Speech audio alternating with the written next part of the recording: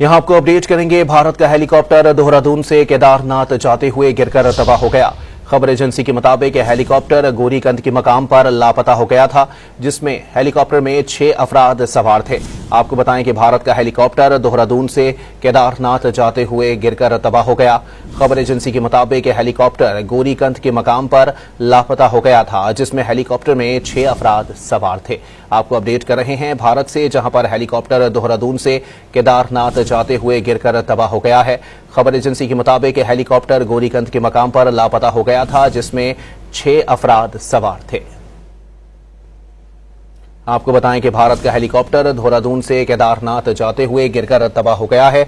खबर एजेंसी के मुताबिक हेलीकॉप्टर गोरीकंद के मकाम पर लापता हो गया था, जिसमें 6 अफराद सवार थे। आपको अपडेट कर रहे हैं भारत का हेलीकॉप्टर देहरादून से केदारनाथ जाते हुए गिरकर तबाह हो गया है।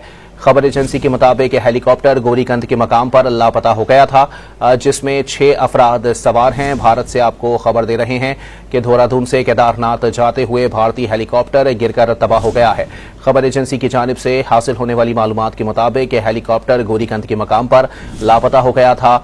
हेलीकॉप्टर में 6 अफराद सवार थे। अहम खबर है भारत से, जहां पर देहरादून से केदारनाथ जाते हुए गिरकर हेलीकॉप्टर तबाह हो गया है। खबर एजेंसी के मुताबिक हेलीकॉप्टर गोरीकंद के मकाम पर लापता हो गया था। बादशाह हेलीकॉप्टर का मलबा मिल गया। हेलीकॉप्टर में 6 अफराद सवार थे। ये भारत का हेलीकॉप्टर है जो कि देहरादून से केदारनाथ जाते हुए गिरकर तबाह हो गया है। खबर एजेंसी की जानिब से दावा किया गया है कि हेलीकॉप्टर गोरीकंद के मकाम पर लापता हो गया था, जिसमें 6 अफराद सवार थे।